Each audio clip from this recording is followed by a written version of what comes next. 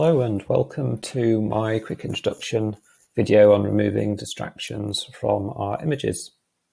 So this sets up the next few videos to come, which will be sort of 5-minute or less bite-sized videos on the different tools we have available through Lightroom and Photoshop to clean up our images, to remove unwanted distractions, and generally improve the final output.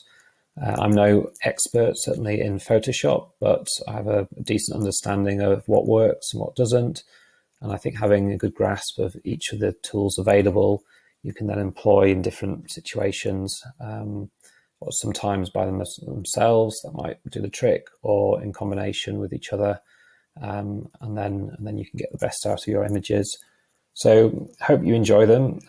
Please do give them a thumbs up, click on the like button if you like them, and very much welcome any comments you have on the videos or any thoughts of videos you would like to see, and then I can get those set up and put on.